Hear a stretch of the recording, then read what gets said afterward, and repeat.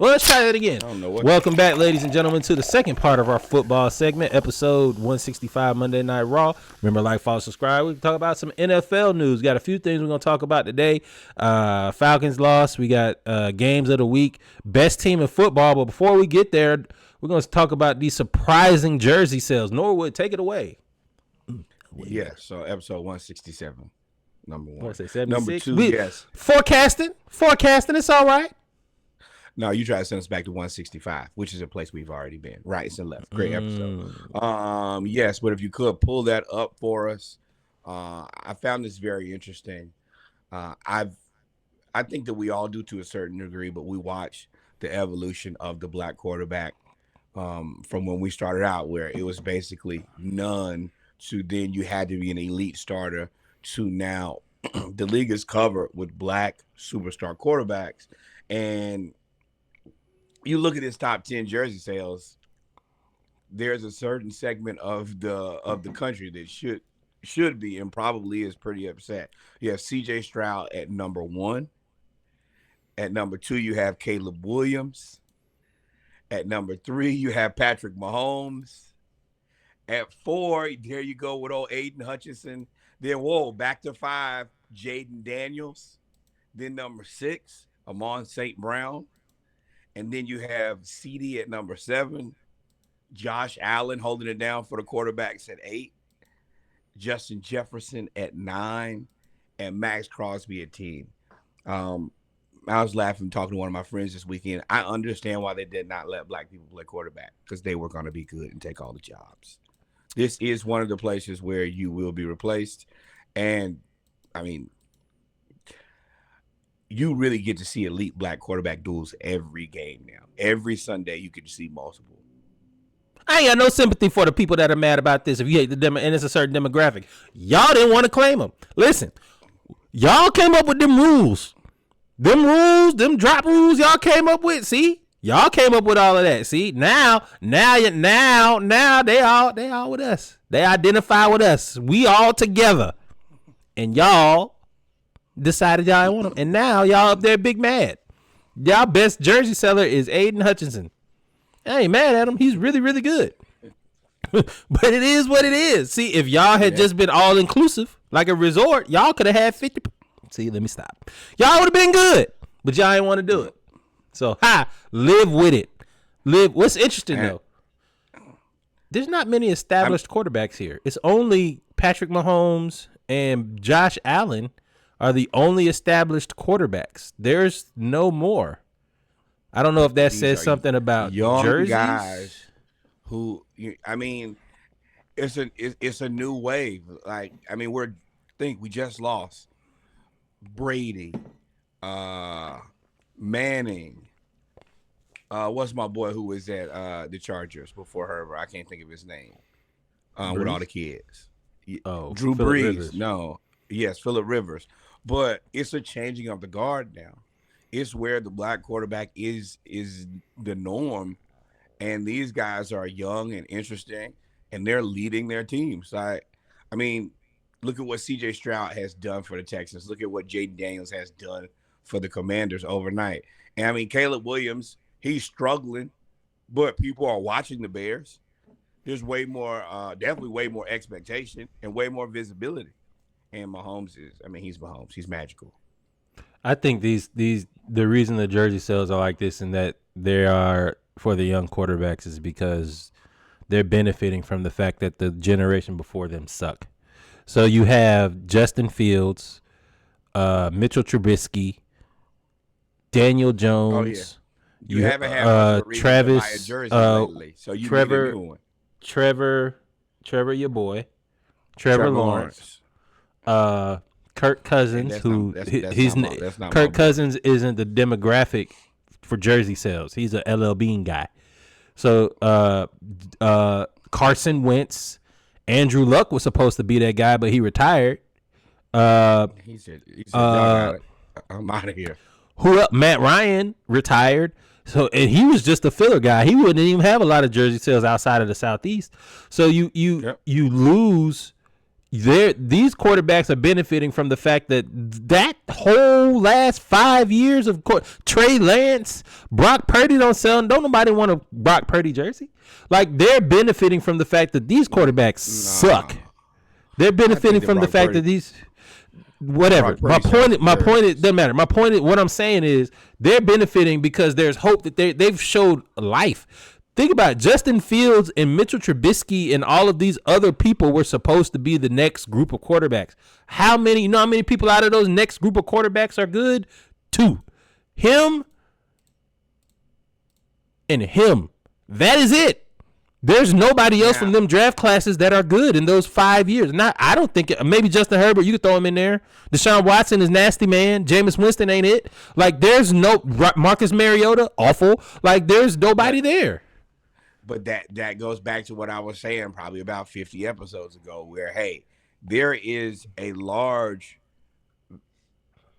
not enough good quarterbacks in college football or pro football. And I kept looking like, hey, this doesn't make any sense. And then that's how you get Jaden Daniels. That's how you get CJ Stroud. But there was a point where there was a deficit. The Daniel Jones era of quarterbacks. Oh, my God. Boo-boo. But this is the thing. Me and Reggie both told y'all they were scams. Daniel Jones has never been good at football. I don't care what anybody tells me. Trevor Lawrence, you were good. What school did he go to? North Carolina or Duke. Daniel Jones? Yes. No. Drake May went to North Carolina, and before him, it was his brother. Oh, his brother. The other May. He's trash. Like, all of them are bad. No, he went to Duke. I'm almost 100% sure. Yeah, Duke. You said North Carolina. That's how he got the job. They thought he was going to be the next Arch. Man. Stupid. Man, Archie, your foot probably better than damn Daniel Jones, sorry ass.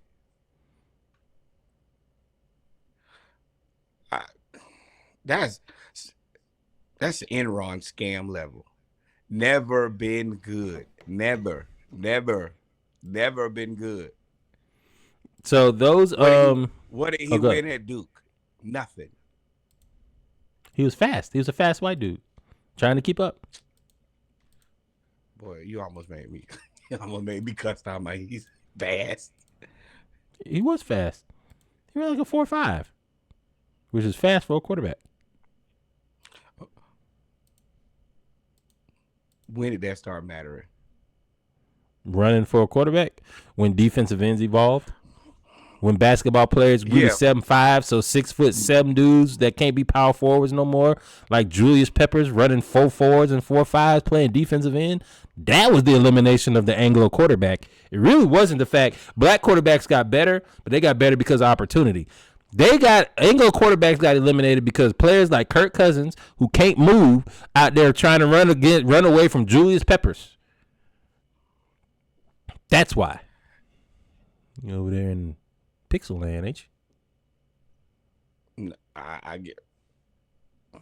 There you go. Daniel Jones just pisses me off. He should. Yeah, for me. He should. Daniel Jones I put him in the same boat as Nathan Peterman.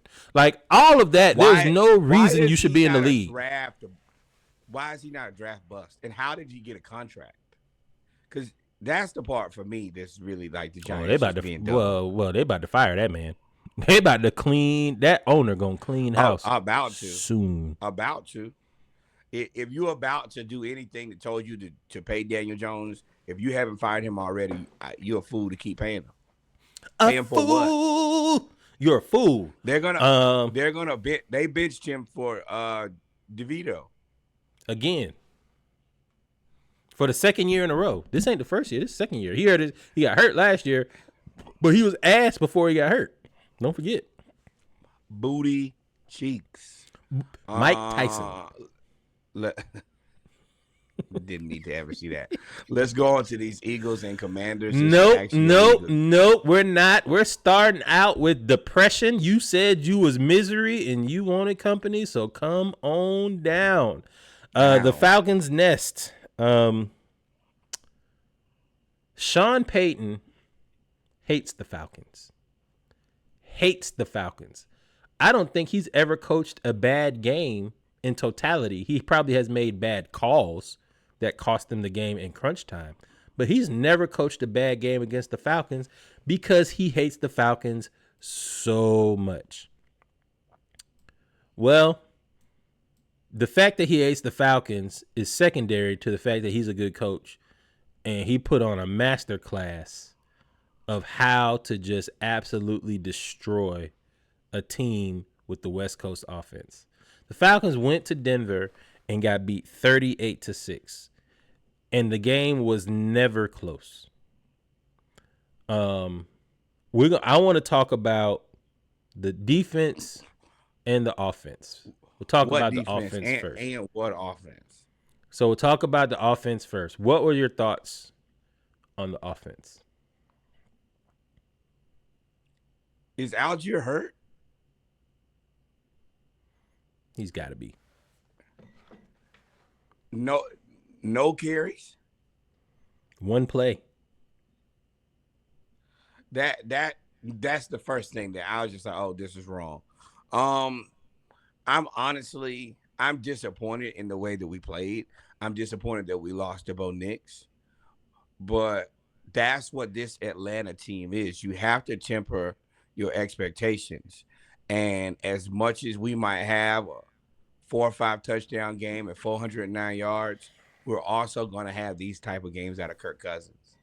That's the reason, as good as Kirk is and as much money as he's made, he's not retained. Eventually, the Commanders let him go. Eventually, the Vikings let him go. Is he good? Sure. Is he going to trick some games off or not deliver? Sure. It comes with the Kirk Cousins package. Once again, we have to remember what the immediate focus was, is to legitimize this Atlanta Falcons team. We are on the way to being legitimate.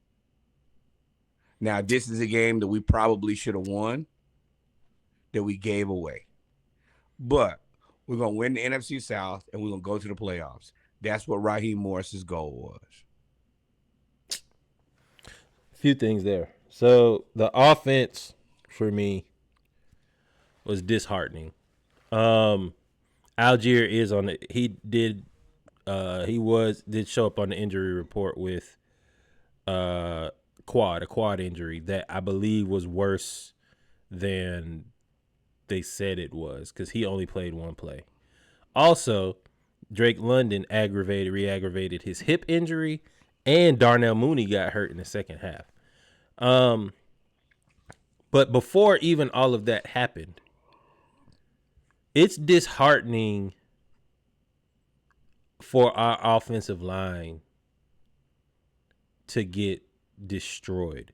We're either really, really good or we're destroyed. It's no in between. There is no, they only gave up 1 or 2 plays. It's, we get destroyed. And Denver, I disagree that we should have beat Denver. Denver is a good team. Their defense is Vance Joseph, who is a head coach, should be a head coach in this league. Shout out to you, Arizona. Is a good defensive coordinator.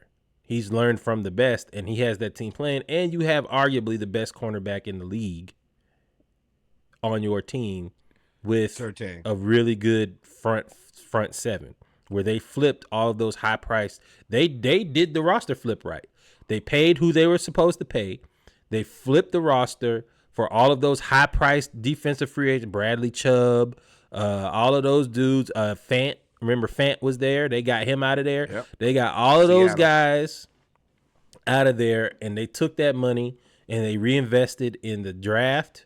And they stayed with Cortland Sutton, and they have done well.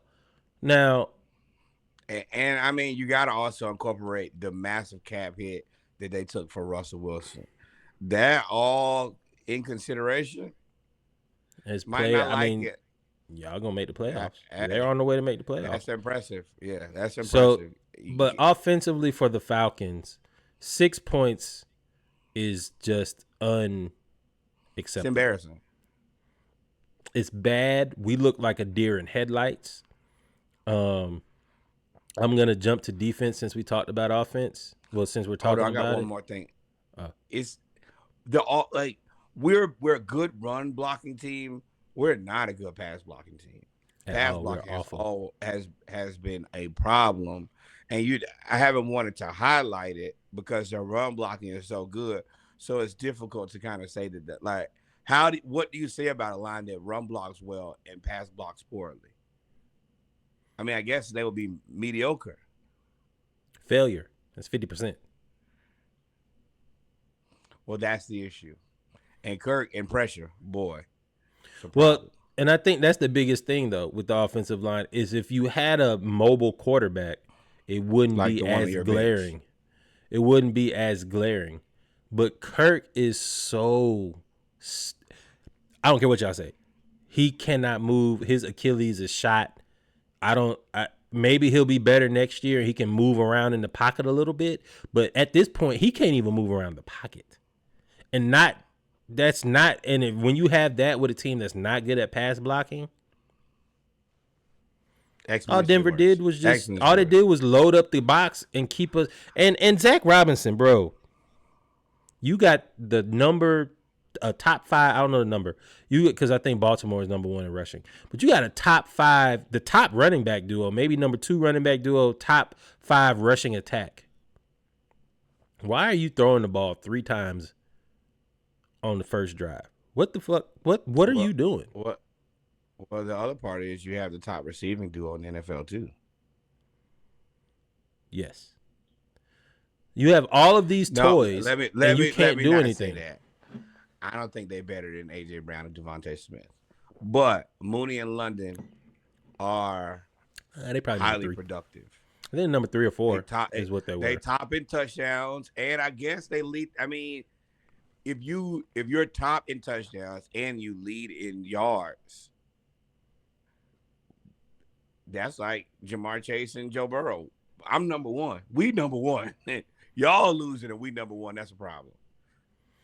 So the offense, while it was disheartening, unfortunately, you kind of expect that to happen maybe once a quarter of the season. Every quarter of a season, with the way that this offense is set up, you're going to have bad games.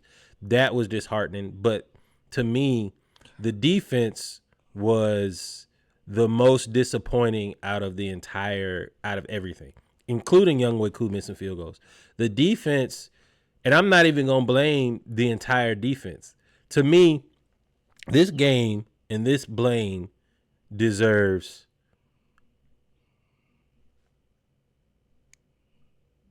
%30 on the players, maybe 25%. I'm trying to keep it at a round number, so I'll even say 20%. 40% is on the coaching staff, and 40% is on Terry Fontenot. Jimmy Lake, I'm going to start with you. I don't know what the fuck, bruh. And I try not to curse on this podcast, but I don't know what the fuck you doing. Sean Payton, you made Bo Nix turn into an offensive rookie of the year candidate off one damn game. Bo 32-year-old Nix off one damn game. All he did was dink and dunk down the field, and then you got fooled by goddamn Sean Payton and Marvin Mims Jr. That's who it was. And I don't know what you were doing. Terry Fontenot, come on down. We need to speak. Brother, friend, laughing, all that kiki and shit ain't funny no more. You did not address the defensive end position. You did not address the depth of the cornerback position. We cannot get pressure on the quarterback. We cannot guard the number 2 receiver on the team. Everything that you ignored to get Michael Penix is fucking you over. Not biting you in the ass. Your ass already been bit off. Pause if necessary. It is fucking you over. You tried to get Azeez Ojulari. You didn't make enough move. I would have took Preston Smith from Green Bay, who's 33 years old. I would have took him. Anybody. We are awful. going after the quarter. We are awful. Our linebackers are the worst linebackers in the league. And I'm gonna let you go know what I gotta get this off my chest. They are the worst linebackers in the league by far. By far. They can't guard nothing. Bruh, we are so bad, and it's so frustrating because if this were the only year that we were bad at linebackers and rushing the passer and last in sacks, then cool. It is what it is. Bruh, you came into this job and we was ass at rushing the passer. We haven't been good at rushing the passer since the 1 year Vic Beasley was good, and before that it was John Abraham. John fucking Abraham is almost 50 years old. And we have not addressed the pass rush. We have not addressed the linebacker position adequately. We let the dude that led us in tackles last year, we just not even bringing him back. We don't even bring him here. So you got an undrafted guy in Nate Landerman, Caden Ellis, who is a defensive end, rush end, and nobody, and Troy Anderson, who can't stay healthy. You refuse to address everything that you did not address is destroying you, Terry Fontenot. You are on the seat. The seat may not be hot, but it damn sure ain't cold. I digress my time. Yeah, it's tricky for me because you're right. Terry Fontenot, you have yet to address the defensive end position in an effective manner. That is a problem. And you know, I don't know if that should be, I don't know if the fact that the Atlanta Falcons struggle at defensive end before you got here, if that means that, you know, we should just kind of give you some bail because clearly we just can't do it. Or we should hold you to a higher standard because you know going in, this has been our Achilles heel for the last umpteen million years. Look at this shit. But I also have to give him credit. Darnell Mooney was an excellent pickup that I don't think many of us saw as. Oh, I did. That I called that one out. Okay, you said he was good, but we still both thought like we could use another guy in that receiver room. And we still can. I mean, but what? I mean, like I said, this is the top touchdown duo, top duo in receiving yards. Like, yeah, you would like another guy, but you got your two good ones here. So it's tricky. You've done some good things, but not ever addressing that defensive end. And, you know, Jared Verse and old boy Latu in the Colts have both played. They've shown at least flashes. Some flashes. That's where it gets tricky. But you sign Kirk Cousins, and that stabilizes, I think, your franchise for the next 2 years. But in order to do that, you also had to go get Michael Penix. And when you got Michael Penix, this is where you're paying for it. And you could have upgraded the offensive tackle position. You don't go get Kirk Cousins and not upgrade the pass blocking, knowing that he can't move off an Achilles. Like, there's so many, looking back at this, there's a lot of logical decisions that they just did not make. They just overlooked. And if it looks bad. If you had tried, I think that people would have been a little bit more understanding. All right, well, he tried again. Kind of like the Judon thing. If Judon doesn't work out, I give you respect for trying that. But you got to continue. You got to continue to try. And when the trade deadline came, you knew that you had not addressed it yet. That needs to be the main thing that we try to address until it is addressed properly. And that means every time shoot your shot. Oh, this ain't good. We're not ready to go into the playoffs yet. You need to make one more try for a defensive end. And if you miss again, then we got to talk about all these misses. But you're not doing anything, and you knew it wasn't right. It wasn't right. That's unacceptable. Well, we're going to talk about the misses right now. Your first draft pick, Terry. Zach Harrison. No. When they draft pick Kyle Pitts? Oh, yeah. Kyle Pitts. That he's not working out.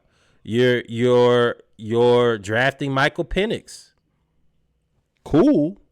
But the only way that works out is either Kirk Cousins wins you a Super Bowl or Michael Penix is your quarterback for the next 10 years. And really, it ain't no or. It's kind of an and. What other decision? Not going to get a linebacker, bringing back Richie Grant at safety, not going to get a second corner, not addressing the pass rush, not getting another offensive tackle at right tackle. Caleb McGarry been getting just punked the last 3 games. Y'all keep making all these that he tripped over the running back's leg. Oh, he got kicked in the back of the knee and he decided to, man, you need to come off the field or block the damn man. Ain't no more excuses, dog. Y'all keep making all these decisions. Let me tell y'all who y'all look like. There's a man that we fired because he thought he was doing the Patriot way by getting all these mediocre ass players and thinking that he can mold them into something. No, you are not.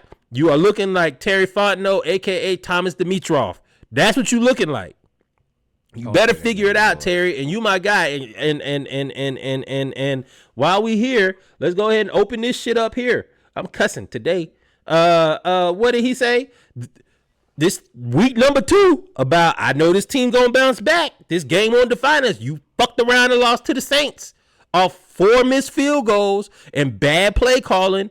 Every game that we've lost has been missed field goals, bad play calling. Raheem, all that kiki and shit ain't happening no more, dog.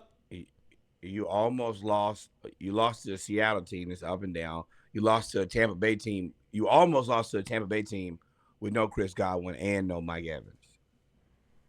I mean, but this was always my opinion of who the Falcons were. We gotta. Everybody wants to ride. Like when you start winning games, Kirk has a 400-yard game with 4 or 5 touchdowns. Everybody wants to ride high. You have to keep your emotions in the middle with this team, with this franchise, and with this city. You have to learn how to just take everything about the same. I'll put a positive spin on it for you. We are winning the games as a team that we are supposed to win, which is something we have not done in a really long time. We are losing the games that we are supposed to lose. The unfortunate thing is the games that are a toss-up, we are losing. The games that are a toss-up, we're losing because of stupid-ass. I think the Falcons had like 15 penalties. Stupid-ass penalties, missed field goals, we're hurting ourselves. And then the games that are like 50-50, the toss-up games, we getting blown out 38-9 by Bo Nix. Bo Nix is so insulting. And I don't care how y'all feel about him at Auburn. I don't care how y'all feel about him at Oregon. I don't care how y'all feel about Sean Payton. I don't give a damn. He's ass.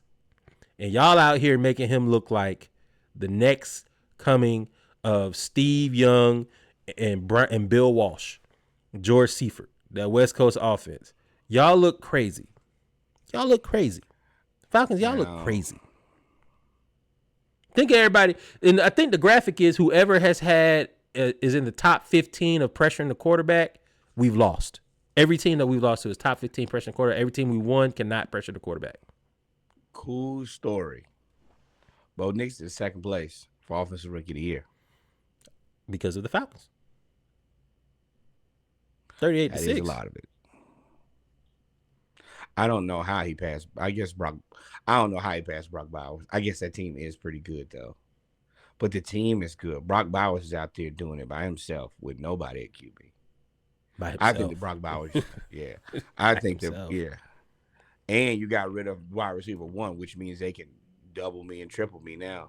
Yeah, I think the Bowers should be ahead of Bo Nix. But 7-3 with the Denver Broncos is impressive, too. Yeah. So, here it is. This was the pressure thing I was talking about.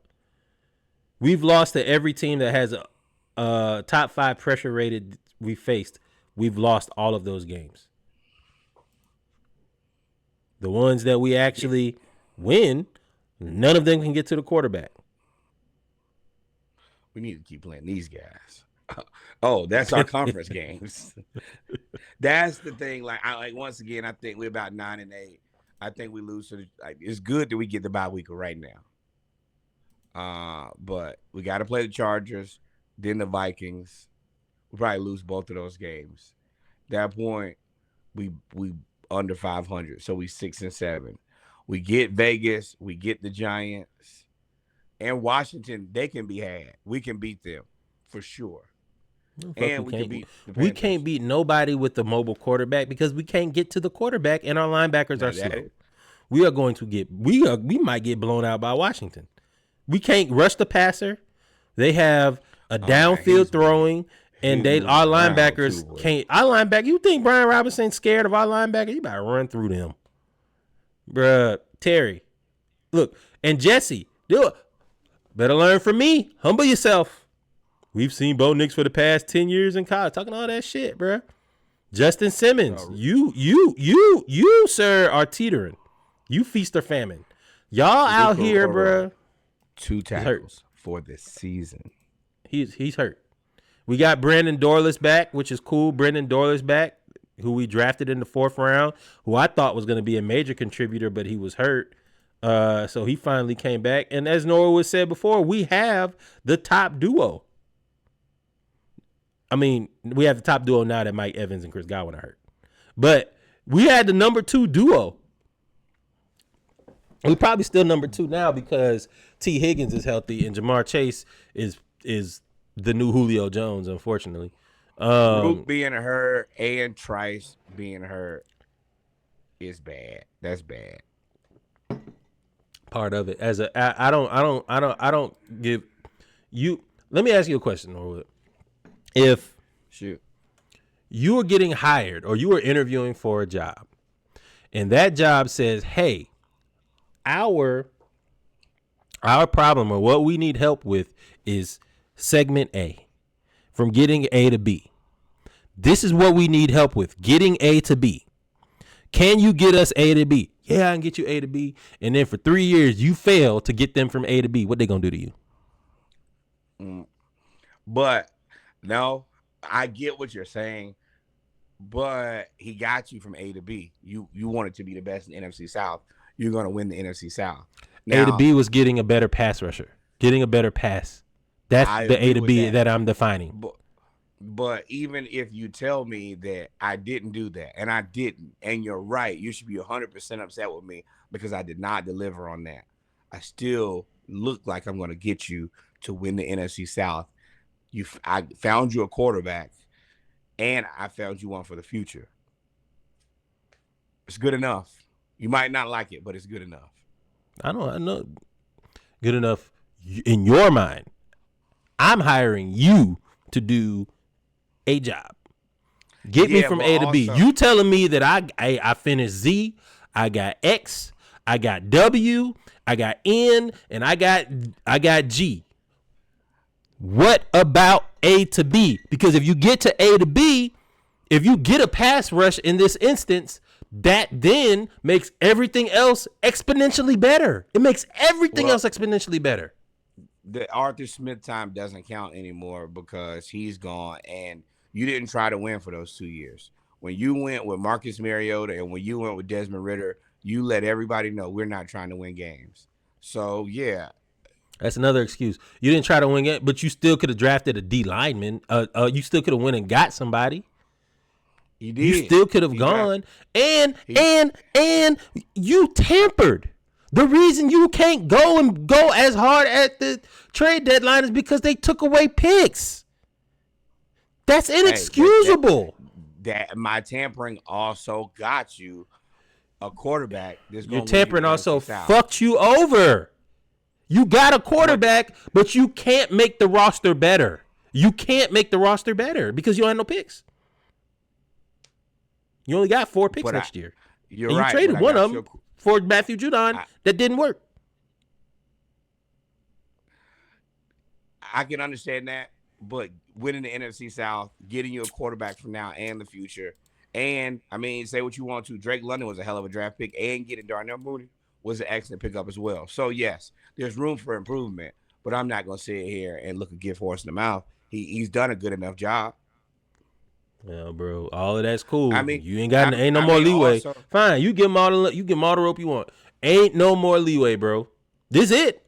You've got the offense. This is it. You have to address the defense early and often in the offseason. I agree with that, but also you're gonna look at him and compare him to the people around him. We're probably gonna be better than the Saints next year. We're probably gonna be better than the Panthers next year. You're probably gonna be better than the Bucks. So if he wins the NFC South back to back, even if he don't address it, we probably still gonna be okay with it. Y'all might be okay with it. You can't complain if you win the NFC South back to back. Yes, now you can. Okay. Yes, you can. If you lose in the first round because you can't get to the quarterback after winning the NFC South, you know what we're going to call you? We're not going to care. At that point, because the NFC South sucks, so it's going to be hollow. You're not going to care. You don't get to the first round. You remember when we won the NFC South? You know what happened when we lost to the Giants in the first round? 24-2. Nobody give a damn about no NFC South at that point. Ain't nobody care. But the NFC South doesn't really suck as bad as people are trying to make it either now. Okay. Like, the Broncos went. The Broncos went undefeated in the NFC South. The Broncos with Bo Nix. NFC South. I think that's also Sean Payton kind of being familiar with those guys. But I mean, the Buccaneers, if not, I mean, injuries hurt them more than anything. And they probably and they would win the division if they weren't hurt. Oh yeah, if they were healthy, they would probably. So then that knocks out your whole. Well, you're gonna win the division. Argument. That's it. But if it be a fit, you know, if other you backing into that, too, so you backing into that. If as long as you win, then it's gonna be okay. But what you can't do is like the Hawks did with the Orlando Magic and let a team that was worse than you come right on around you and be better than you. That's when you have a problem. And until that shows up, you're safe. We're not gonna get rid of somebody if we're winning the Washington. It's a low bar. Washington was worse than the Falcons. Oh, Washington. That's the NFC East. That's the Cowboys' problem. Jay Daniels is the Dallas Cowboys. Oh, you talking about just within the division? Yeah. Oh, Your team, the people who. Yeah, as long as we're winning the NFC South, they're probably not going to touch anything. Bro, first year we gonna win it. Okay, but we'll see. I know, but like what I'm saying is, if 2025 do that, I'm gonna tell you right now, if we continue to go 9-8, they're gonna be fine. It might not be great, and then I'll probably never wear another Falcons nothing.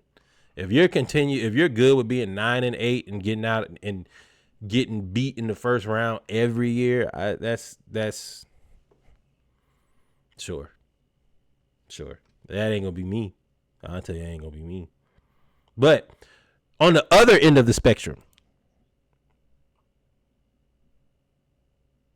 the Lions are the best team in football. Full stop.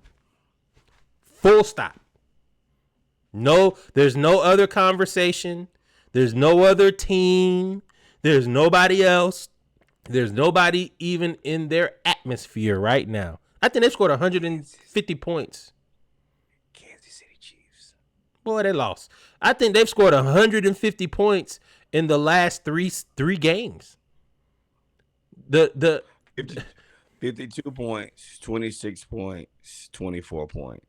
So 100 points. 52 points. So 150 points in 4 games. Titans. 150 points in 4 games. Better. That's 37 and a half points a game. Their only loss is to who did they lose to? Lost to the Bucks when healthy. I still think the Chiefs are better. Losing to the Bills is a. You think the Chiefs are better than the Lions? Why? Yeah. If I gotta pick one, because Mahomes is magical. Don't ask me to explain magic. I'm not Harry Potter. So you think Mahomes is better than Jared Goff, but you think the Chiefs as a team are better than the Lions? If they had to play each other, I'm going to pick the Chiefs. Oh, well, then we would have to bet a 24-pack on that right now, because I think the Lions' defense would just absolutely destroy the Chiefs' offense today.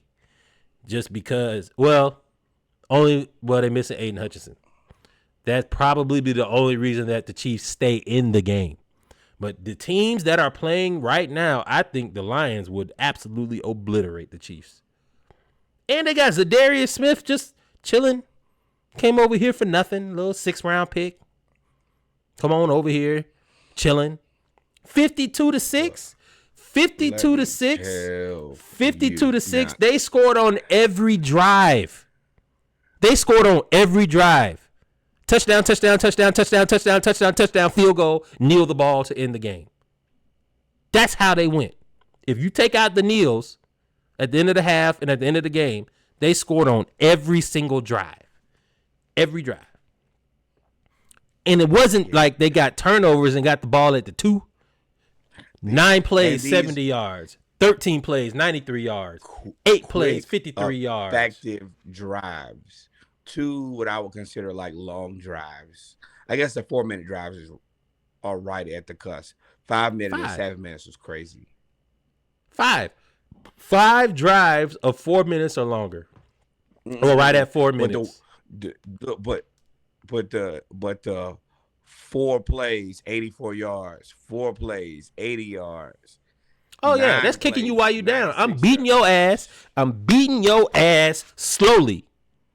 I'm whooping your ass down the field. You know how demoralizing it is to do 13. Wait, listen. You know how demoralizing it is to go 13 plays, 93 yards? 93 yards in 13 plays? That means they whooped your ass the whole way down the field. And then I scored quick on you just to let you know because I got Jameson Williams. 3 times in a row. That is, you scored 3 touchdowns in 16 plays. Oh, hell no. That's where the problem is for me. At least I made you earn it. I made you go the whole 93 yards. 16 plays and 3 touchdowns? No. Made you earn it. They beat y'all ass. 52-6. 52. They are 9-1. They are the number 1 team in the NFL. They're 9-1. The Chiefs are 9-1. They have better. The Chiefs lost to the Bills. So they both lost to conference teams. And they have a better point differential. Yeah. They're 9-1. Best start since 1934. On an 8-game winning streak, which is the best since 1934. They haven't been as good in 90 years. Will the Lions lion? No, because they lioned last year. They should have beat San Francisco, which is even scarier because now they got experience. They have arguably one of the, if not the best offensive tackle in the game. They have, although unfortunately Aiden Hutchinson got hurt, they have arguably the best offensive coordinator in the game. They have one of the best defensive coordinators in Aaron Ross in the game. They have Jahmyr Gibbs and David Montgomery, who are both going to rush for 750 to 1,000 yards in the game. Oh, their roster top to bottom is now. Do they have the best roster in football? Yes. Jameson Williams, they don't even care. They treat him like Dennis Rodman. Just whenever you come back from suspension for gambling or PEDs or whatever, illegal substance, whatever you get, just come back and just run straight down the field as fast as you can, and we'll throw the ball to you. All is well, bro. Yeah. That's all they do. And they can, and then I ain't even said nothing about Laporta. Sam out there just big chilling. Woke up my daughter. But yeah, I mean, it's also the Jaguars. They suck. Trevor Lawrence is terrible. I told y'all he was terrible. He looks more and more terrible, and I'm happy that they paid him. Y'all Doug remember Peterson last had to season? get out of there. Y'all remember last season when I said my whole season was built around, are they gonna pay Trevor Lawrence? I kept saying, spend that money, and they stupidly did it. Congratulations, you bought a box of nothing. You bought a box of L's, and they're expensive L's. Congratulations. Oh Lord, you said a box of L's. And there's no way to get rid of him for like 4 or 5 years. So No, you're they're just gonna stuck. have to sit. You're gonna sit and struggle in shit. Good luck and Godspeed. May he rest in shit. Y'all dumb. What? Trevor Lawrence has never been good in the NFL, and they showed you the graphic where he had the same production as Danny Dimes, and y'all still paid him anyway.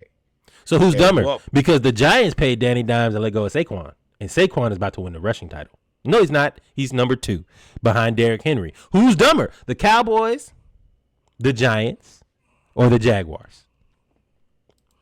I'm going to tell you why I think the Jaguars, because they're stuck for the longest. At least with Danny, they got like the 2 or 3 year checkout. So if it didn't work, you could part your ways. Trevor Lawrence, on the other hand, got that 4 or 5 year straight through, boy. So there's no exit of the contract. You're in it with him. So it's going to be tough to move him, if not damn near impossible. And you got to ride with him for the foreseeable future. Yeah. Yeah. And he's not going to ever be a top probably 15 quarterback. That is a lot of money to pay. Hell, Kyler Murray looks better than he does. Well, they're going to get Doug Peterson out of there, and they're going to have to figure out something. I mean, if I were them, I'd just trade him to Oakland, not Oakland, Las Vegas, trade him to New York. I don't know where else you can trade him. Why would New York take that when they just literally benched that? The last thing I'm going to do is get another one after I just had a bad one. No. Well, again, I don't know what New York is doing. I don't give them any. If I'm mad at Terry, I don't know what I would be if I was a New York Giants fan. Man, I show up at the headquarters. They had that 1 year that Brian Daboll won Coach of the Year, and then after that, went to shit. Not my problem, though. The Lions are really, really good. I do not believe that the Lions are better than. I do not believe that the Chiefs are better than the Lions. All right, so Falcons. We talked about the Falcons. We talked about the Lions. Let's get back to our games of the week. First game of the week: Baltimore, Pittsburgh. Pittsburgh outlasts Baltimore 18-16 in a throwback to the good old days of this rivalry, when they used to knock each other's head off and they hated each other, and it was just pure anger and hate. This was a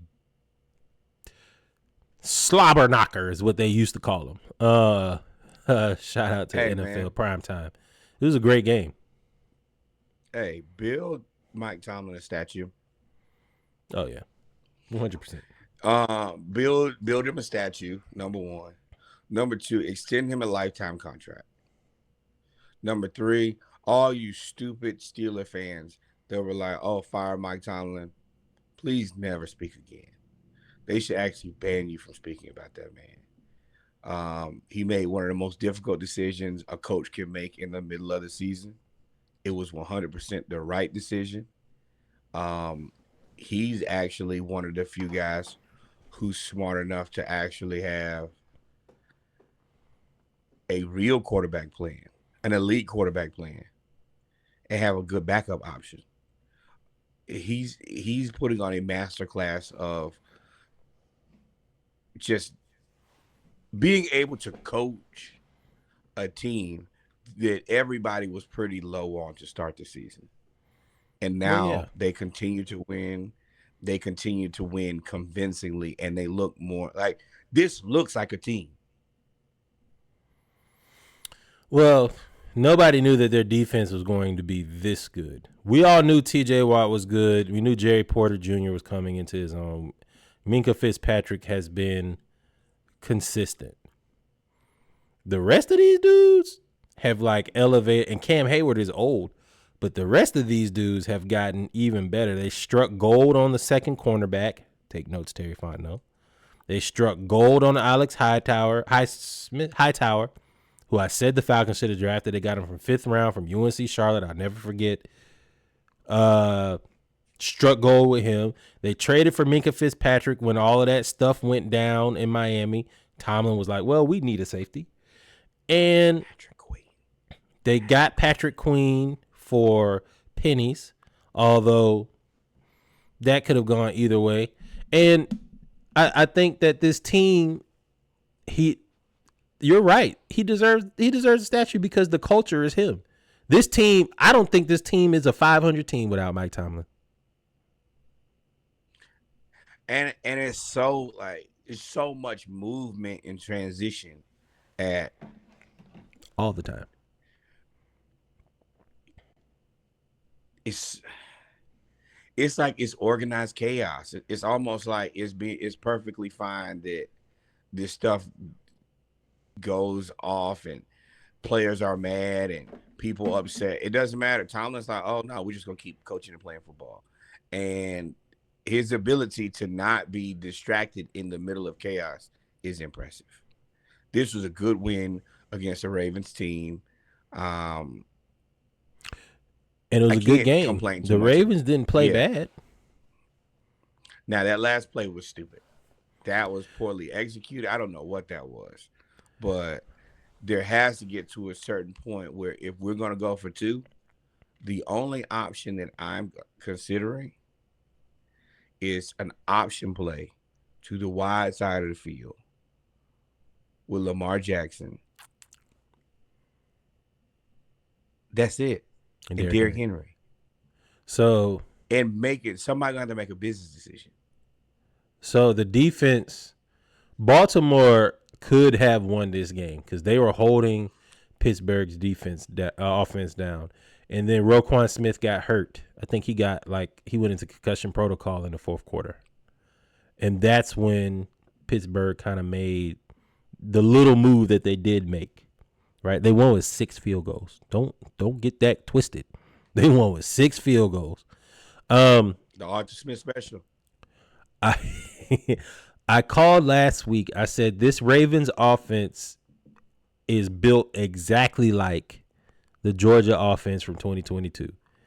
If you substitute Stetson Bennett for Lamar Jackson, you substitute Derrick Henry for the running backs, all of them. You substitute Isaiah Likely for Brock Bowers. You substitute Mark Andrews for Darnell Washington. And then you add in you substitute Zay Flowers for Ladd McConkey, and who's a good slot receiver. Shout out to Ladd, you owe him an apology too. And then you also add in a possession receiver who nobody knows. In this case, it's Rashard Bateman or Deontay Johnson. All them people, whoever them two dudes are, right? So you add those possession receivers in, and that's the Georgia offense. Unfortunately, being the Georgia offense bit you in the ass on this 2-point conversion. One play that the Georgia offense staple is this dumbass toss or play to the short side of the field. They do it all the time. And they called it is either that or if it's a running quarterback, it's just a quarterback sweep to the short side of the field. They did it against TCU twice and scored a touchdown each time because there's nobody over there. Let me tell you what Pittsburgh is not. TCU. They saw that from the beginning and read that like a book, and that is not something you call in a 2-point conversion. I don't know if I would do read option to Derrick Henry and with Lamar. I agree with the sentiment in terms of the thought process. The only reason I wouldn't do it is because Pittsburgh's defense is so good. But putting Lamar in shotgun with Derrick Henry next to him, let me tell you, and just letting them create, I'd have done that versus this dumbass play here. This I'm cussing. Terrible. This was, and it pissed me off because we root for Lamar every week. I still have my skepticism. About the wide receiver position. Schisms and isms. But this game, like Zay Flowers, he just drops a wide open pass. Wide open. Hit him in the chest. Like, damn, son, did you even attempt to catch the football? Comes back, redeems himself, scores the touchdown. I'm like, great. I didn't want that to be your last. What people saw of you during this game was that ball to your chest you just missed. Oh, jeez. But balls to the chest, huh? But he redeems himself, scores a touchdown, and then you run this, what I deem to be one of the worst play calls I've seen in a very long time to end the game. Only person who's happy about it is Joey Porter Sr. because his son is the person who made the tackle. Oh, we got video. Look at this dumbass play. What? Now I will say again, and we're gonna say it, and I'm really just look, I'm sad. I'm misery this week when it comes to Falcons fans. I'm going to want company. This is what happens. They're gonna show it again when you don't go get another receiver. What the hell is Nelson Aguilar doing? What is that? Place at the wrong time. That's the part that pissed me off. Why is he there? What is he doing? That can't be the play call. Can't win with this play. Look at him with no receiver. So either you had him block a linebacker or he was supposed to run a route and got mashed down. Either way. And somehow y'all both ended up behind Lamar. How? Almost immediately, too. This is a terrible play call. Y'all deserve to lose. Hey, Baltimore. Y'all are throwing away games that you should win. This is unacceptable. Yep. So that was a game. Now I will say from a Stan fan point, it was a great game. And Baltimore did only lose by 2 points. They're not getting blown out every week. So I think they'll make adjustments on offense. That defense played better than I thought that they would. Shout out to Pickens, 8 receptions, 89 yards. And was talking big noise. And now Pickens though, you can't make fun of somebody laying on the ground hurt. You can't do that, bro. Or you can. That could be your brand. It is what it is. But I mean, just know its consequences would come in acting like that. Honestly, that's consistent with Pittsburgh Steelers wide receivers. They kind of. Now, George, if you come out there with that blonde mustache, bro. Yo, Reggie ain't never gonna let that blonde. Never. No, not MAGA. Not MAGA Brown. Absolutely not. How you be Big Mac? Other game of the week: Buffalo Bills versus Kansas City. Kansas City's no longer undefeated. The Bills win 30-21 behind a good running game and Josh Allen, like in a decent defense. They put up 30 points, and Amari Cooper. I knew they were going to win when Amari Cooper. They was like Amari Cooper's wrist is hurt. He was doubtful to play, and the first pass they threw to him, he made a one-handed catch with the wrist. I was like, oh well, that deer antler spray must be working. You know, that's what Alabama used. And I was like, well, him and Keon Coleman could be they did him a solid. The same solid I wish that the Ravens would do Lamar is what the Bills did for Josh Allen. Let's just go find you another guy. You and the last guy didn't work out, but don't worry, we'll go get you another one. And even if it doesn't work out, you surely gave your best effort. The last guy did work out. Don't think it ain't work out with Stephon now. He just ran into my homeboy. No. Yeah, but I'm saying like it didn't work out. Like he wanted out. Well, he gonna want out of Houston. I don't blame that on Josh Allen. That's the more we see about Stephon. When you want out of 2 more places, the more we see that's you, bro. That ain't Josh to me. Now, the Bills do have to. Y'all let go of Marquez Valdez-Scantling, and he has 3 touchdowns in 2 weeks. Oh, he gave us 10 types of hell. And he did it again this week. He had another 80-some yard touchdown catch because he's fast. But they're not to bury the lead. The Bills, funny story, people are saying the refs have finally been defeated. I told y'all last week. That's funny. I told y'all last week. I said, what did I say? Maybe it was your week before last. What did I say, Nora? I said, hey, Buffalo, Josh Allen, if there's a year to get Kansas City out of here and get y'all to the playoffs and get y'all to the Super Bowl, this is the year. Kansas City is not on top of their game. Now, it doesn't bode well that y'all always beat Kansas City in the regular season. I think you're 4-1 against Kansas City in the regular season, but then you're 0-3 against them in the playoffs. I hate to say this, but this is an empty win. It's a feel-good win. You feel better about it because you got a chance to beat Mahomes. It don't matter, though. It's the same thing. You guys are in the same boat as the Ravens. If it don't happen in the playoffs, it don't matter. you have to win when the game matters the absolute most, or congratulations, but nothing. I don't think they're in the same boat as the Ravens because the Ravens are, especially for the last 2 years, have been regarded as the best team in the AFC. And you keep losing to Mahomes. I don't think any year that the Bills have played the Chiefs, they've been regarded as being a better team than the Chiefs. I don't think in any year. But eventually it's just going to become a thing that he loses every time to him in the playoffs. That can't be a thing either, because then you're going to ruin your quarterback like that. He can't get over the hump.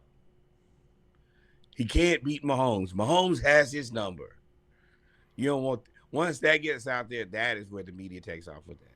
So Curse of the Buffalo Bills. You'll be Jim Kelly Part 2. Yeah, I mean, it's like us against LeBron. Can't beat him. Can't beat him. Jeff Teague said, "Man, remember you said that," and we didn't score again. So shout out to the Bills. If this is the year, do it. Do it, Buffalo. Let's go, Buffalo. Eagles. Oh no, I'm rocking with Mahomes. Eagles take the lead in the NFC East by beating the Commanders 26-18 in what was a pretty good game. Saquon Barkley again, man. Shout out to you fools in New York. Yes. You deserve shout out to you fools, and shout out to the Eagles defense for just saying, F it, we're going to play all the young people.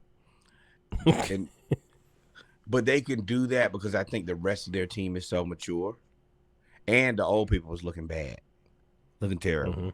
Mm-hmm. These are the games the Commanders are not ready to win yet, against teams that are just more seasoned than them. And you can't be mad about that. That just comes with experience. This is another game like when they played the Ravens. I was like, okay, y'all gonna play good, but you're gonna lose. Same thing here. Like, you're not a bad team. Just sometimes experience and maturity beat you, and that's what that is here. Learn from it, and next time you'll be better for it. Yeah, I think I think the Eagles lose this game if they don't make those changes on defense. I don't know what y'all was thinking not playing Cooper DeJean the first 5 weeks of the season. And y'all was getting torched at that cornerback spot. Yeah. But and then remember, we joked about it, but we was like, they're going to try to turn him into a safety. And we was like, hey, that might not be the thing to do. At least let him play nickel. Nope. He is now cornerback number 2. And he comes in and they basically just play a nickel package to keep him on the field, and they move Darius Slay around, which is working because there's another person in this picture, number 27, who told y'all the day he got drafted, he didn't smile. He was happy with his family. His name is Quinyon Mitchell. He said, I'm going to paraphrase, you will rue the day that y'all passed over me. And he is a top 5 corner day one. He put Terry McLaurin in jail this game. I mean, and he's put everybody in jail. He looks like the next coming of Darrelle Revis.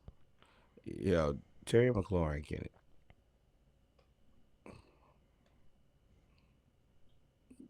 I don't know why everybody believes in Terry McLaurin. You said the same thing about Donovan Mitchell. 15-0. Oh my God, no. Yeah. I've also said that about a few other people.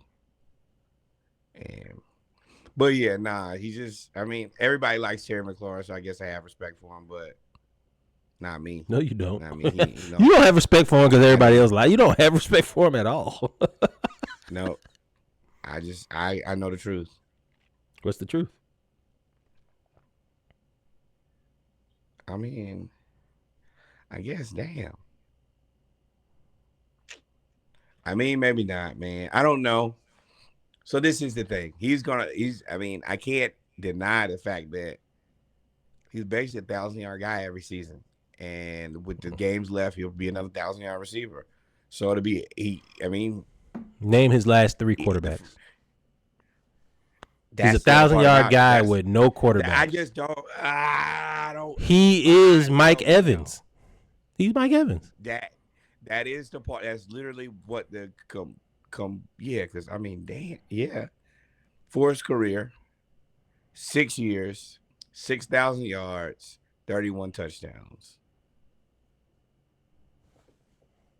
With no quarterback. You can't. Who was the quarterback before them? Before him? Before Jay Daniels? Wasn't it the beard? What's the old boy? Who played everywhere? I don't know. Yeah. His brother plays for New England. Is the starting quarterback for New England. Who? May. That was the last starting quarterback. And he played for Ron Rivera, who ran a 4-4 defense in the year of our Lord 2022. Ron Rivera coaching as a head coach was some of the best stealing I've ever seen. He is the most. My man said, we're going to run this Bear defense until everybody from that defense is retired or gone on to glory. That's what he ran in 1984. Charlotte and the Commanders both deserve to have their ass whooped for letting Ron Rivera coach for that long. That's embarrassing. But yeah, but shout out to the Eagles, man. They look like they've turned it around. I think we talked about it in the group that they were top 6 in offense and defense in the league, which is crazy. Well, they won't trick the division off, but they'll trick off maybe in the playoffs. But again, parity is all through sports now. It's got to be the Lions. The Lions are the only favorite to win the Super Bowl. Normally, they don't have favorites to win. They have favorites to make it. I don't know who's going to make it out of the AFC. Maybe the Steelers, but you don't believe in their quarterback situation. We saw Russ throw the ball awfully. You have Mahomes, who's 9-1, but that is the most flukiest 9-1 we've seen. They haven't dominated anybody. And until the AFC put another team into the Super Bowl, I'm going with Mahomes.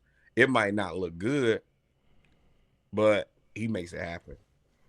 And he actually has a wide receiver now. So, yeah. Yeah. One loss don't mean nothing to me. Stupid ass. Y'all, I hate everybody. Right.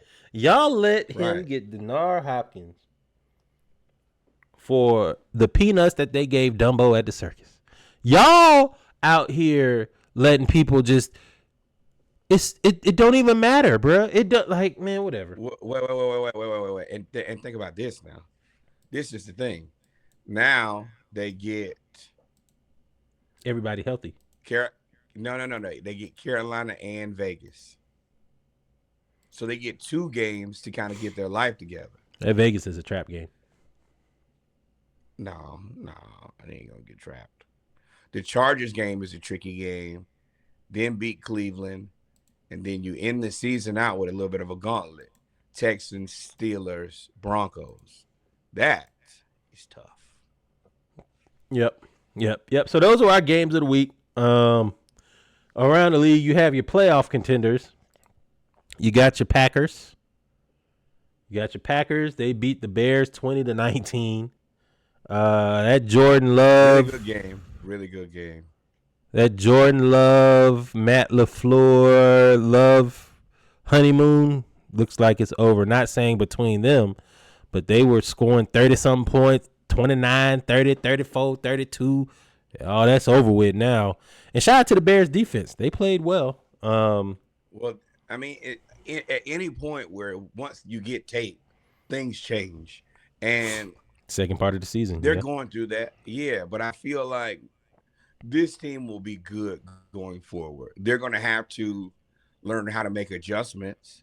That'll be their new place for growth is how once they stop the first thing, Matt LaFleur, what can you implement and what can we execute on the fly? That's where good teams make themselves great teams. Because it's only so much you're going to do before you be like, hey, I know what you're doing now. But that's not the Shanahan way. Shanahan is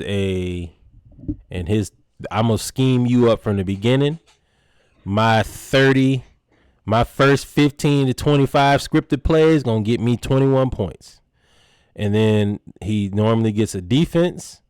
And then after that, they kind of hold on. I ain't going to say hold on. But yeah, they hold on. They run the ball and they hold on. That's so them making big adjustments ain't really the thing that they do from the Shanahan offense type of thing. What I do agree that they need to do is they'll probably have to address the offensive line soon. And they'll have to replace Aaron Jones. Josh Jacobs, I ain't really heard much from Josh Jacobs this year. Now, that might be because I don't follow the Packers, but if you look at their point total, he ain't really been killing it. Yeah, I mean, I think that once you identify your quarterback, the next thing that you need to do, especially since this batch of receivers is solid, is you got to then get the protection. You have to make sure that your leader and your most important player is safe. Yeah. And I would say the Packers, the only reason the Packers I think are better than the Falcons right now is because they addressed a lot on defense. Although they did lose a defensive end in Preston Smith, but they addressed a lot on defense. They brought in Xavier McKinney. They already had Alexander. They already have people there. So they look good. Rashawn Gary looks good on defense for them. But I mean, and the Packers are a little bit further along because they have their quarterback for the future. We're still playing with Kirk Cousins. Yep. You know, as much as we believe in Michael Penix, we have to see Michael Penix be this good before we can say anything. Falcons are still in the let's just see phase. And another walk-off blocked field goal. Kansas City did it last year. The Packers do it this year to defeat the Bears. The Bears let go of their offensive coordinator. Another guy, I like the Bears GM, but let me tell you something, bro. Eberflus is the next to be fired. You get rid of your offensive coordinator first. Your defense is only allowing 15 to 20 points, so it ain't nobody on defense going anywhere. The only other person is the coach, and after the coach, it's the what? GM. That's normally how that goes. I think that the coach needs to go. Yeah, Eberflus. He should have been fired last year. Yeah, the offense just not effective to me. It's not interesting. You have too much to do this little. I think modern day football is for immediate success. Look at the Falcons when we got Dan Quinn. Look at the Washington Commanders when they got Dan Quinn. Look at the Houston Texans with DeMeco Ryans. Look at the Detroit Lions with Dan Campbell. You get a guy that focuses on defense. Dan Campbell's just a football guy. But normally you get a guy that focuses on defense and a really good and talented young offensive coordinator. And you just know that coordinator, I mean, look at Tampa Bay. You just know that coordinator is going to leave, but while he's here for this 3 or 4 years, that's your window. You got to win it. Learn everything you can. You got to win. Right. You got to win it right there because, like, Detroit, they're not going to have their offensive coordinator after this year. He's out. They're 9-1. Absolutely. They've scored 60-something. They've scored 150 points in 4 games, 160 points in 4 games. He's not going to be there. But that's the way that you win it because you can then focus on defense and allow them to implement their offense. And all they got to worry about is offense. Texans probably going to lose Slowick too. I think that his name keeps getting mentioned so many times. It's a point now. He's coaching him. I think he's coaching himself off a lot of lists though, because their offense has been stagnant. 7-4. If you look at offensive coaches, base coaches are struggling. You have. It's a lot of them. It's my mind literally just went blank. But it's a lot of coaches that are struggling offensively, that are offensive based, because they can't. It's I guess it's just too much. It's very rare. I think the Rams were the last team, or maybe the Chiefs. The Rams and the Chiefs were the last, and I think they're the ones that won the last Super Bowls. They have offensive coordinators as head coaches, but their defensive coordinators are so good and their defense was so stacked that it doesn't matter. Chiefs is different. They got Spagnuolo. He's an associate coach. Yeah, he's associate coach. Vikings. The Vikings end up beating the Titans 23-13, even though Will Levis threw a 99-yard uh, 98-yard touchdown pass. The Vikings win. Scam Darnold back to it. 23-13. Shout out to pays him is gonna regret that. Shout out to Justin Jefferson, most receiving yards in first 5 seasons of career, 6,784 yards, which is one more than Torrey Holt. By the time he finishes, he should be at 7,000 yards in 5 seasons. Shout out to the Vikings. He is on a Hall of Fame trajectory. Right time, man. This is like Jerry Rice coming more receiving yards than Randy Moss. This is like Jerry Rice bringing his talent at the right time with the West Coast offense emergence. Jerry Rice would have been a top receiver regardless because of his talent. He becomes the greatest wide receiver of all time because you can't double him. You can't roll the coverage to him because it's West Coast offense, and at the time, everybody played 4-4 defense like Ron Rivera did in 2022. So I think this is a great storm for Justin Jefferson. He's here. The offense and the rules have evolved, and his talent compared with the evolution of the game make him almost unstoppable. Problematic to say the least. Dolphins destroy the Raiders. 2 old dumbass out there trying to make tackles and dive forward with it. Like, first off, shout out Geno Smith. 101 yards, 2 touchdowns, 2 catches. Second career game 2 touchdowns, Second career game with 100 yards. With 100 yards. And he threw the ball up in the air, and his family and his son ended up catching the touchdown pass, catching the ball that he scored one of his touchdowns on. Man, John knew not bad, man. Maybe Arthur Smith knew what he was doing. Hey, I would not be surprised if that guy ends up a Steeler too, especially with the Dolphins in disarray and the Steelers looking better. John just finds a way to get open and make plays. He was tight end 1 last year. He's fast. Like that's his best attribute is he's fast and physical. And he can block. Tua, 288 yards, 3 touchdowns, 127.8 passer rating, and no guardian cap. He was playing really, really well. Do-rag on now.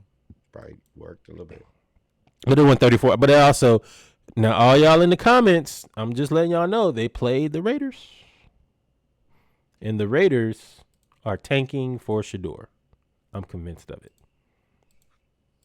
Let's see where we at. Rams. Just 124 yards and a touchdown. Brock Bowers. Oh yeah, Brock Bowers out there just 13 catches. Running by himself. Unbelievable. Oh man. No, he has no fluidity in the hips is what you said. Verbatim. Hey, ironically. I was wrong. Moving on. Hey, Geno Smith.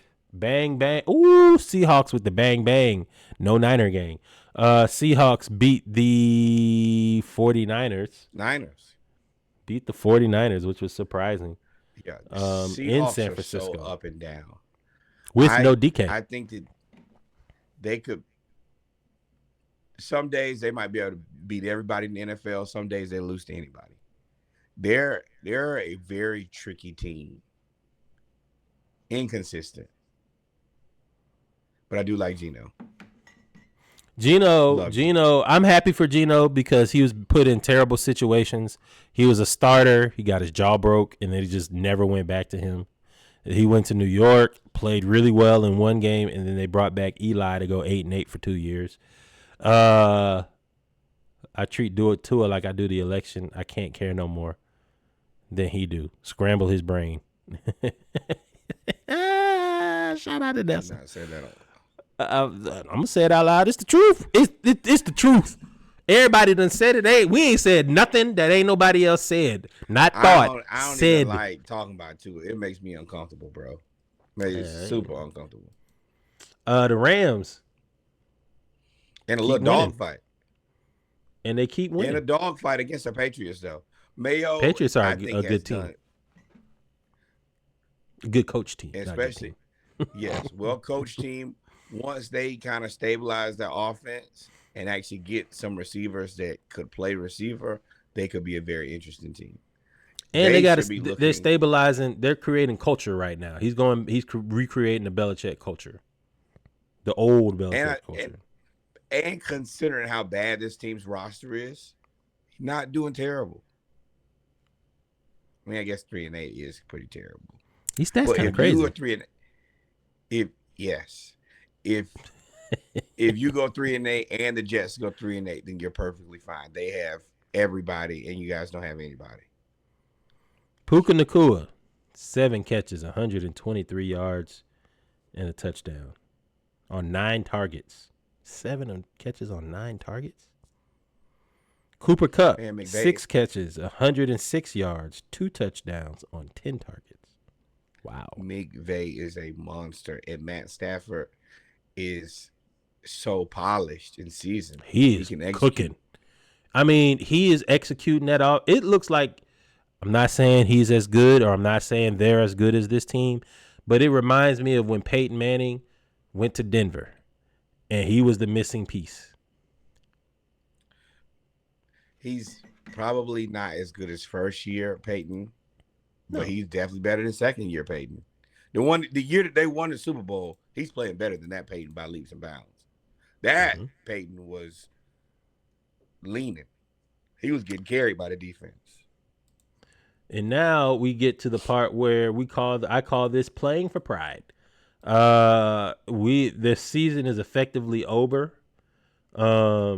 I don't expect for them to make a run anywhere towards the playoffs. But there's one team that I never thought I would have sympathy for, and I kind of don't. I'm kind of laughing at y'all because y'all bought into it. Rightfully so.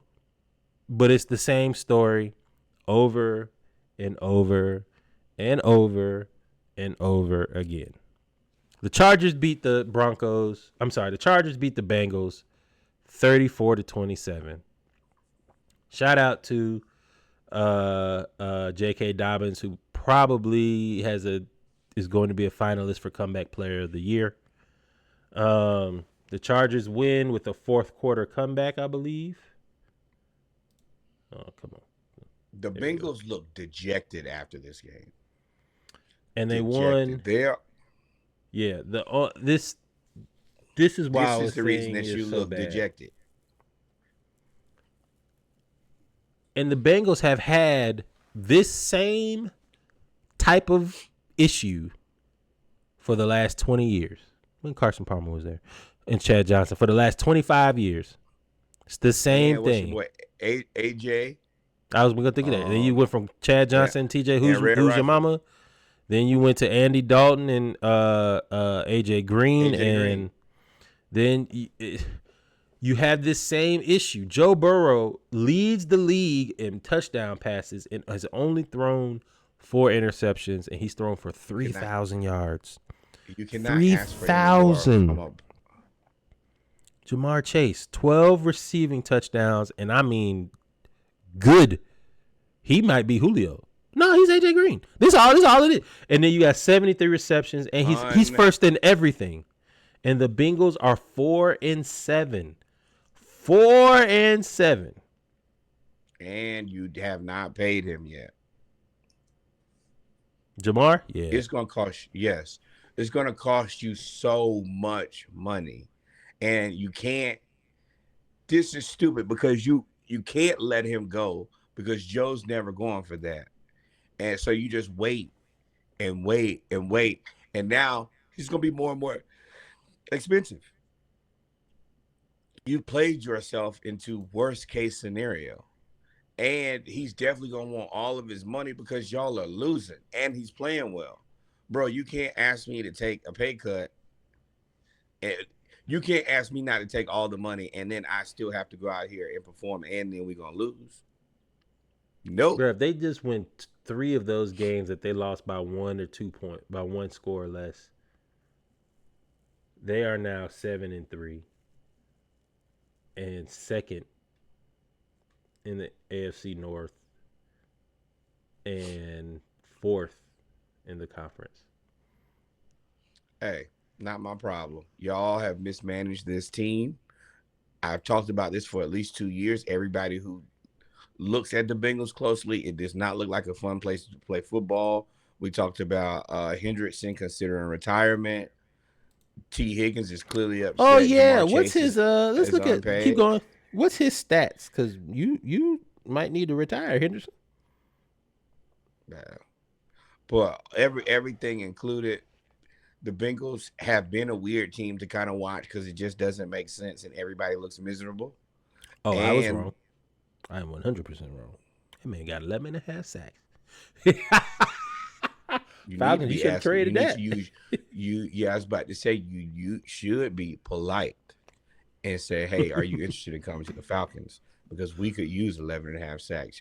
We would be a Super Bowl contender if we had 11.5 sacks. Take 6. I think he got more sacks than the Falcons, if I'm not mistaken. It would not surprise me at all.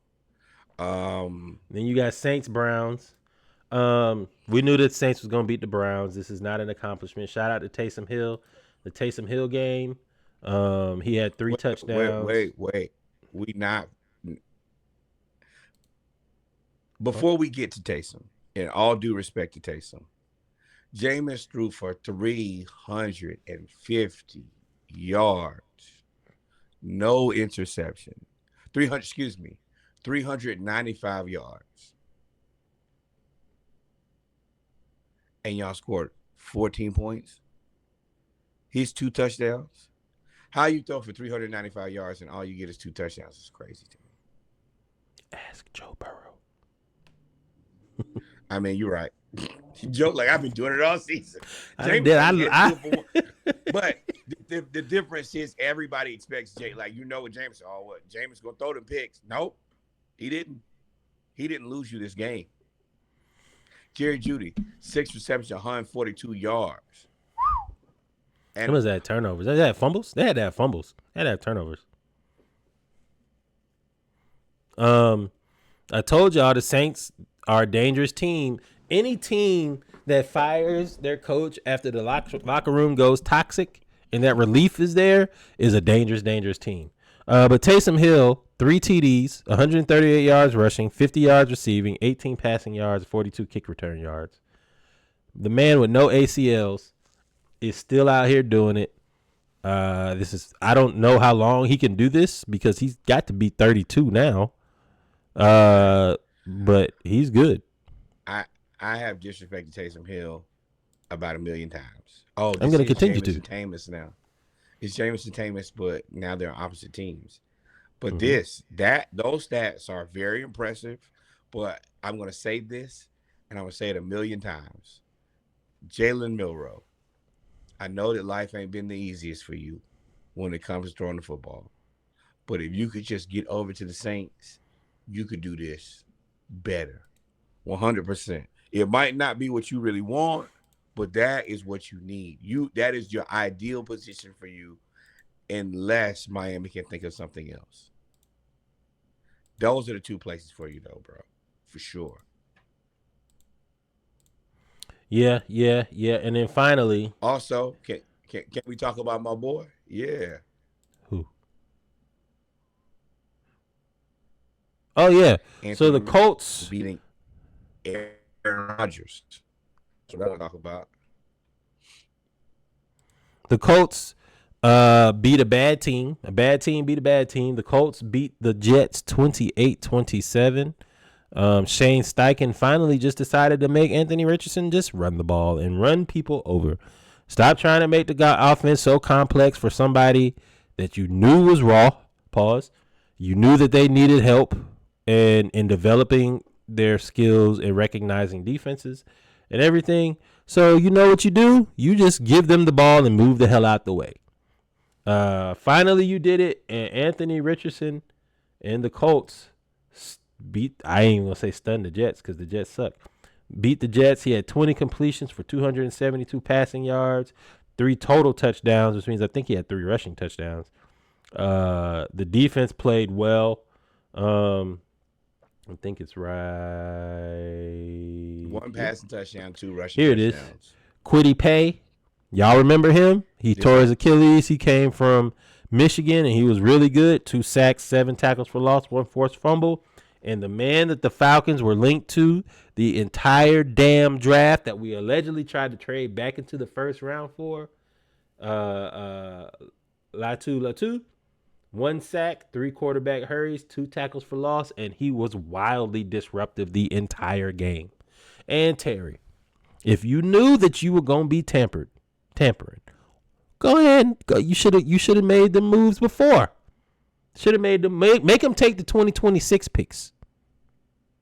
See, so this is a little tricky to me. He has 12 solo tackles, 3 sacks, 2 forced fumbles. How many sacks we got? What's our sack leader? That's cool, but we also have the quarterback for the future. In this case, as much as it would have been like it could have been good a little bit. Also, like being right now in the NFL looking for a quarterback, oh my goodness, that has to be the most uncomfortable position to be in. Because, I mean, you think that Shador is probably the best guy, him and Cam Ward. Cam Ward, I feel a little bit more confident in, but you have to at least assume like drafting Shador is at least a dice roll. It's dicey. That's a whole nother conversation because I think NFL teams are doing their quarterbacks a disservice by not developing them. I think the development of the quarterback is awful. So it's very difficult for me to say that you're hesitant on a quarterback because every quarterback everybody's trying to find Patrick Mahomes, and it's not going to happen. You have to have a Josh Allen. So this is my thing. Michael Penix Jr. is the number 1 quarterback in this draft, right? No. Oh, this draft coming up? Yes. If he was drafted this season instead of last season, he will be better than everybody, right? I think him and Shador would be neck and neck.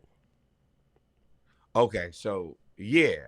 So if I feel like I have the number 1 or number 2 quarterback in this draft, and on top of that, where you win is he's also had a year to sit in the offense. So for me, you're 100% worth it because by the time that I need a quarterback, he would have sat for 2 years. Now, it's up to me in the 2 years that I have with this player to develop him. If he can't come out and play well after 2 years of development, either you have very, very poor scouting or very, very poor development. That's more of a you thing than anybody we have else. both of those. We don't develop nothing. We got poor scouting on the defensive end. We have poor scouting on the defensive end, and we don't develop none of them players on defense. No. Offense, we develop players. Defense, we don't. Drake London has developed. Drake London is probably a top 10 wide receiver in the NFL. Not 10. I don't want to. It's 2:00 in the morning. I'm not about to fall down that rabbit hole of top 10 whatever again. But yeah, I mean, you do that all the. That is your claim to fame. So, that's a good one. But the other side of this Colts Jets game is, man, the Jets. I don't know what Aaron Rodgers does. He need to retire, but you can't. Your legacy is toast. Like your legacy is toast. Your legacy is gone. You are probably one of the best generational quarterbacks, and has had a very good career, and simultaneously has I don't know what the word is. Has underwhelmed. Even though you got three touchdowns, three MVPs. Yeah. You know what's funny? We talk about Lamar. way harsher than we talk about ARod. And they've basically been in the same situation. Super Bowl. The Super Bowl is the difference. Lamar just has to win one of those, but Lamar's also he was probably a Hall of Famer like in career years before ARod. I would have to go back and look. Well, ARod sat for 4 years, remember? Yeah, but I mean that's a part of it too. Lamar came right on and never been bad. And I mean, I guess they both kind of sat and dropped, huh? Yeah. I mean, I think I can't. I'm gonna leave that alone. Because I was gonna say I think that Lamar's better than Aaron Rodgers, like long term, but you can't say that either. Aaron Rodgers has all the stats. 3 MVPs. Yeah. Oh, Lamar about to get his third. But look, this is what I can say. Lamar can be. I mean, it's actually a very compelling argument, minus the Super Bowl. And Lamar still has enough time if he wins 2 Super Bowls, even though he's not gonna have probably the same stats as Aaron Rodgers, you probably gonna have to say that if Lamar wins 2 Super Bowls, I'm gonna say he's better than Aaron Rodgers. Yeah, that's the only thing that's holding Aaron Rodgers above Lamar right now, is that. And I will actually say, even if Lamar only gets 1, that he's better than Aaron Rodgers, because as good as Aaron Rodgers has been, he's also held back so many teams from being successful, including this New York Jets team. As much as he's been responsible for the wins, he's also been responsible for a lot of losses too. I think the New York Jets thing is true to a certain extent. I think he handcuffed them because of his attitude, but I think if he doesn't get hurt, I think that team is really good last year. I think they're really good last year if he doesn't get hurt. He just got hurt. He tore his Achilles. So why they not good now? Let's see. Garrett Wilson. Oh, because he mortgaged everybody else off. Yeah. He went and brought in all them other people this off. Yeah, that's tight. But the roster and you fired Robert Saleh. You fired Robert Saleh. Now your defense is awful. Like, the front office ain't do it, man. Stupid ass front office. Y'all. Listen. Wait. What is it? Wipe my head. Y'all keep doing these stupid ass moves. Y'all keep making these dumbass emotional decisions. Living your shit. Hey, Aaron Rodgers, Breece Hall, Garrett Wilson, Devontae Adams. Then you get to the defense. Javon Kinlaw, Quinnen Williams, Hassan Reddick, C.J. Mosley, Sauce Gardner. And y'all have you're 3-8 with that? No, hell no. I don't care about nothing other than that's more than enough players to not be 3-8. I hate to tell you. They're not with Nathaniel Hackett calling the plays. Oh, well, good looking guys. Then you fired your defensive. You got Jeff Ulbrich, who's a good defensive coordinator. That's the reason I'm blaming Aaron Rodgers. He's doing this to this team. Yeah. I agree with you about the off the field stuff. He sabotaged the team off the field. On the field, I think that team, like I said last year, I think they're good with if they were to if he doesn't get hurt. I think they probably come in second in the division last year. Because Miami was such a new fast and everything. I don't think they overtake Miami unless Tua gets hurt. But that team last year, they were good despite. Now Aaron Rodgers, it's almost like he was a CEO that saw a company that just needed some backing, and he just went and bought the company and then drove it into the ground. Yeah, Twitter. Every store in Walmart, like everything. Yes.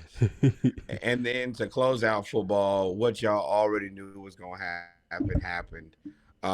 Texans whooped the Cowboys' ass. Dak is done for the rest of the season. He's on the injured reserve. Cowboys are in disarray, and nobody cares because Jerry did this to himself. That's fine with me. Jerry said, look, I ain't closing the curtains when the sun is beaming right into my $30 million receiver's eyes, but let there be a concert at night. I'm going to close them curtains. Or a press conference. Hey man, that's fine. I like. I mean, They said Jerry they hadn't does foolish opened things. they hadn't opened the roof in 2 years, which is why when they opened it, some of the bolts had rusted, and that's how a piece of the roof fell off into the field. Don't care. That's what the Cowboys get. That sounds like senile. Like that sounds like you senile. That sounds like it's you. Wait, and I've seen it. Wait, that sounds like senile and not paying Dak Prescott and CeeDee Lamb until the last minute. I think that was arrogance. I think doing things like that where you don't. I don't know anybody that has a retractable roof stadium that don't open it in 2 years. 2 years? There was a whole pandemic and he opened it. And the thing about it is, you would assume that it's like an elevator, right? So it has to be serviced and, like, you know, it's got all the same parts as an elevator, all the same hydraulics, just on a larger scale. Yeah. Who's the inspector? But I mean, don't you gotta get inspected every year?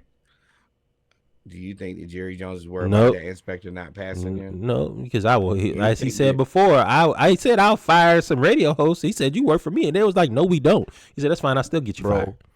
You will never inspect anything in this country. Definitely not in Texas. You might not even. They might not even let you look at things. Man, they may. And I'm good with Trump. I might deport you. Don't look too crazy now. Don't look what? Whatever it is, he's gonna be like, you know what? That's probably from somewhere else. Mm-hmm. They get you on up out of here. Do a little welfare check.